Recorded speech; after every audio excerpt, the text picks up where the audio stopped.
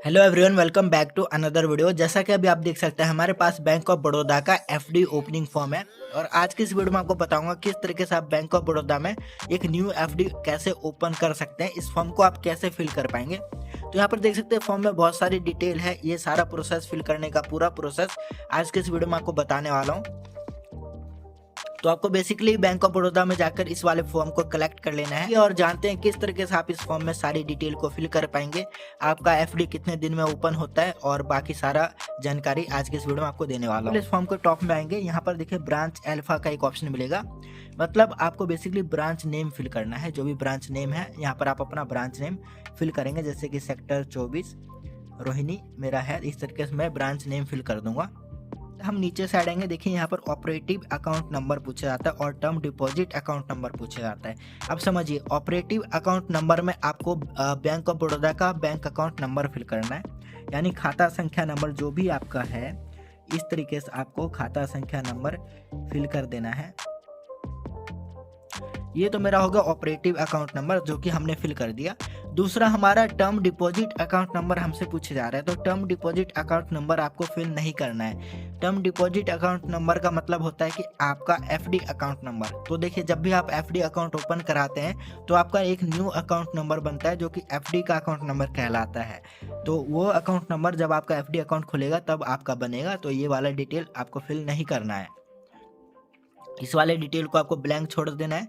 उसके बाद आपको नीचे साइड आना है। देखिए यहाँ पर कहा जा रहा है full name in block letters. Block letter मतलब कैपिटल लेटर में, तो सारा नेम आपका कैपिटल लेटर में यहाँ पर फिल करना होगा।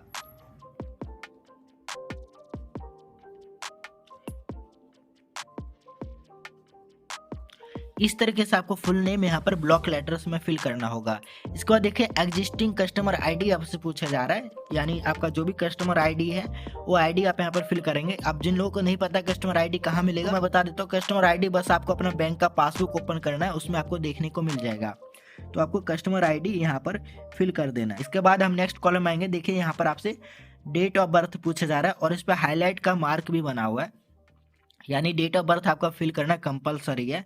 तो जो भी आपका डेट ऑफ बर्थ है यहाँ पर वो आप इस तरीके से फिल कर देंगे। डेट ऑफ बर्थ फिल करने के बाद देखिए आपसे यहाँ पर पैन कार्ड नंबर पूछा जा रहा है, तो आप अपना पैन कार्ड नंबर फिल कर देंगे।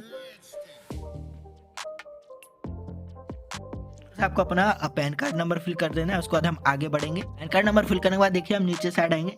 यहाँ पर आपको फर्स्ट वाले ऑप्शन में आ जाना है। फर्स्ट वाले ऑप्शन में आपसे कहा जा रहा है deposit is under option callable non callable. अब इसको ध्यान समझिए। कोलैबल का मतलब ये होता है कि अगर आप एफडी ओपन कर रहे हैं, मान लीजिए बीच में ही आपको कभी एफडी तोड़ना पड़े, 1 साल का मान लीजिए आपने एफडी किया है और बीच में आपको किसी कारण से एफडी को तोड़ना पड़े, तो उस केस में आपको कोलैबल चूज करना है कि जिससे आप बीच में एफडी को तोड़ के पैसा ले सकते हैं। लेकिन अगर आप नॉन कोलैबल चूज करते हैं तो इस केस में आप एफडी को बीच में नहीं तोड़ पाएंगे। जब आपका एफडी मैच्योर होगा तभी आप एफडी से पैसा ले सकते हैं, उससे पहले तोड़ नहीं पाएंगे। तो इस बात का आपको ध्यान में रखना है। तो आपको हमेशा कोलैबल चूज करना होगा जिससे इन फ्यूचर आपको जरूरत पड़े तो आप एफडी को तोड़ के पैसा ले सकें। ओके, तो आपको कोलैबल चूज करना है। देन आपको सेकंड वाले ऑप्शन में आना है। यहाँ पर आपसे कहा जाता है पीरियड ऑफ डिपॉजिट। तो पीरियड ऑफ डिपॉजिट यानी कितने टाइम के लिए आप एफडी को डिपॉजिट करने वाले हैं। जैसा कि यहाँ पर डी मतलब है डेज, एम मतलब है महीने मंथ और ईयर मतलब है साल। कितने दिन, कितने महीने, कितने साल के लिए आप एफडी को डिपॉजिट करने वाले हैं। मान लीजिए फॉर एग्जांपल मैं 256 दिन के लिए एफडी करना चाहता हूँ, तो मैंने 256 डेज में बताया। आप मंथ में बता सकते हो या फिर ईयर में बता सकते हो। 256 दिन के लिए मैं एफडी करना चाहता हूँ और इसका इंटरेस्ट रेट जो है वो 7.2% का है। तो यहाँ पर 7.2% मैंने लिख दिया है। इस चीज को बैंक से समझ सकते हो कि आपका बैंक कितने दिन का कितना परसेंट इंटरेस्ट दे रहा है, और बैंक से पहले पता करिए, उसके बाद आपको यहाँ पर लिखना है। ये मैंने आपको समझाने के लिए बताया है, तो आपको बैंक से पता कर लेना है, उसके बाद आपको डिटेल को लिखना होगा। देन हम आगे बढ़ेंगे। यहाँ पर देखिए अमाउंट ऑफ डिपॉजिट पूछा जाता है, यानी कितना अमाउंट का आप एफडी खोलना चाहते हो, ओपन करना चाहते हो। तो मान लीजिए मैं 2 लाख का एफडी करना चाहता हूँ, तो इस तरीके से मैंने 2 लाख अमाउंट लिख दिया है। इसके बाद हम नीचे साइड आएंगे। थर्ड ऑप्शन से पहले एक और ऑप्शन है रुपीज़ का। तो जो आपने अमाउंट ये लिखा है इसको आपको रुपीज़ यानी हिंदी में लिखना होगा। जैसे कि 2 लाख रुपीज़ ओनली, इस तरीके से आपको एक बार नंबर में लिख देना होगा। इतना डिटेल लिखने के बाद आपको थर्ड ऑप्शन में आना है। यहाँ पर कहा जा रहा है मल्टीपल एफडीज ओपन। हमारा मल्टीपल एफडी अकाउंट नहीं है, तो इस केस में हम इसको नहीं भरेंगे, डायरेक्ट हम फोर्थ वाले ऑप्शन में आएंगे।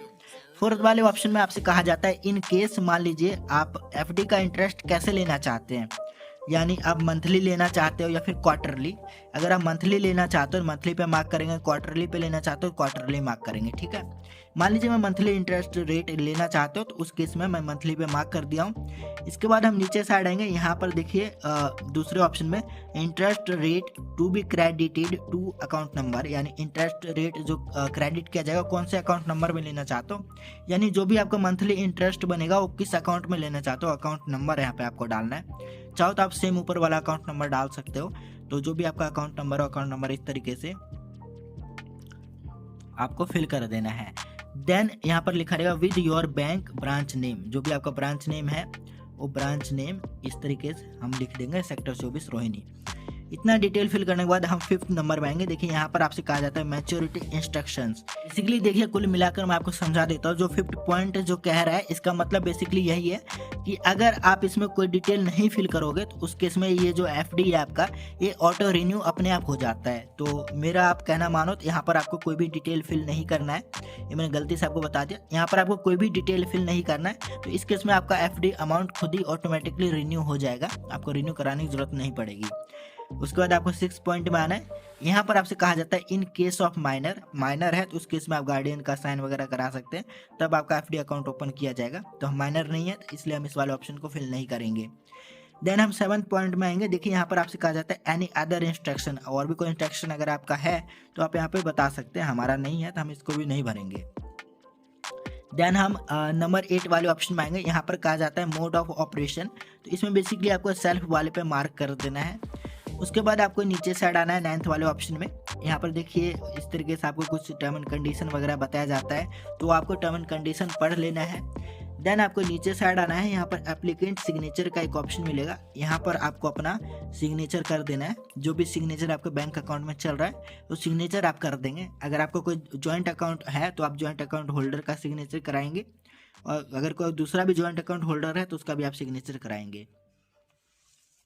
ये सारा डिटेल आपको फिल करने के बाद आपको इस फॉर्म के बैक साइड में आना है। बैक साइड में देखिए कुछ और डिटेल है, ये भी फिल करना बहुत ज़रूरी है। तो फिक्स डिपॉजिट रिसिप्ट है, यहाँ पर आएंगे नीचे साइड देखिए यहाँ पर अंडरटेकिंग का एक फॉर्म दिया जा रहा है जॉइंट अकाउंट के लिए, तो ये वाला भरने की ज़रूरत नहीं है। जिनका जॉइंट अकाउंट है वही ये डिटेल भरेंगे, आपको भरने की जरूरत नहीं है। डायरेक्ट हम यहाँ पर नॉमिनेशन वाले ऑप्शन में आएंगे। यहाँ पर आएंगे देखिए बेसिकली आपको इस पे यस कर देना है। जो भी नॉमिनी का नेम है वो रिसिप्ट में चाहते हैं, तो हम चाहते हैं इसलिए हम यस कर देंगे। अगर आप नहीं चाहते नो करेंगे। फर्स्ट ऑप्शन में बेसिकली कहा जा रहा है please register nomination for the deposit as the request given, या फिर अगर आप नॉमिनी को ऐड नहीं करना चाहते तो यहाँ पर आपको एक ऑप्शन मिलेगा नॉट इंटरेस्टेड इन नॉमिनेशन, आप इस पे मार्क करेंगे जिससे नॉमिनी ऐड नहीं होगा। क्योंकि हम नॉमिनी को ऐड करना चाहते हैं इसलिए हम फर्स्ट पे मार्क करेंगे। उसके बाद हम यहाँ पर नीचे साइड आएंगे। यहाँ पर देखिए आपसे कहा जाता है IV, तो यहाँ पर बेसिकली आपको अपना नेम फिल करना है। यहाँ पर आपको अपना नेम फिल करना होगा। उसके बाद आपको नीचे साइड आना है।